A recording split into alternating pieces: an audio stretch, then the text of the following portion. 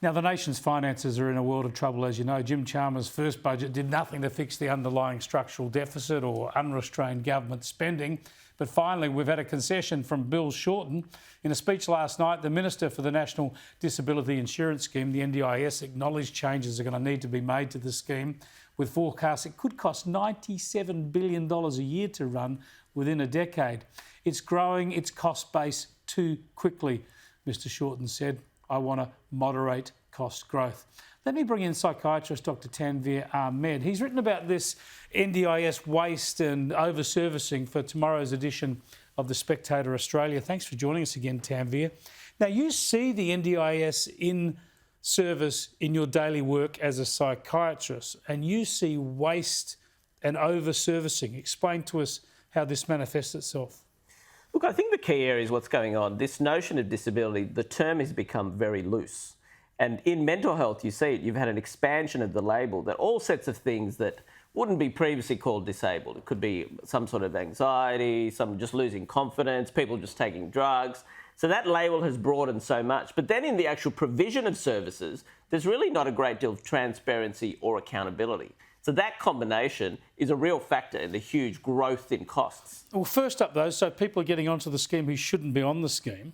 But then when you're on it, you write about how you turn up and there's someone's got someone mowing the lawn for them, someone else is cooking a meal for them, even prostitutes servicing clients. Is that right? That's not something I've seen in person, but I've certainly heard it from disability providers that you can be a support worker. And a lot of prostitute sex workers are getting disability certificates because this is providing more secure work. And there may be some place for that.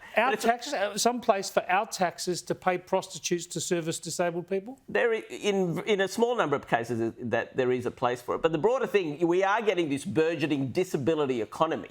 So you're getting this bigger and bigger lobby group that's going to make it harder and harder for Bill Shorten to do what he wants. And the signals are there, which is good, but they're still saying they can't touch eligibility. Actually, I'll tell you, Chris, only last week I was at a meeting, NDIA, and this is part of their review, and there was all doctors groups, so GPs, paediatricians, psychiatrists, rehabilitation doctors. They're the key groups that even fund NDIS. And some of the key messages there, that it's highly subjective. So often people make enough noise, they get more. So there are certain groups that aren't actually getting what they need. And Shorten's alluded to this, regional areas, some ethnic groups, lower socioeconomic groups. Meanwhile, there's other areas, especially with the NDIS providers in tow, that are completely milking the system. So it has to be reined in. There's lots of ways to rein it in, but it won't be easy. I think we need a bigger debate about what we mean by disability, because I think that term has become too loose. And I don't think what they realised, we see, Dylan Orcutt, I think they didn't realise that, remember, we're in this age of mental health, psychological distress, which has become this modern, just part of modern experience.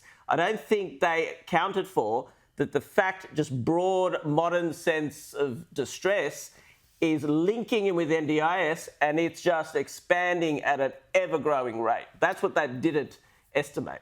It's a hell of a worry. Thanks for explaining it all to us, Tanveer. I appreciate it.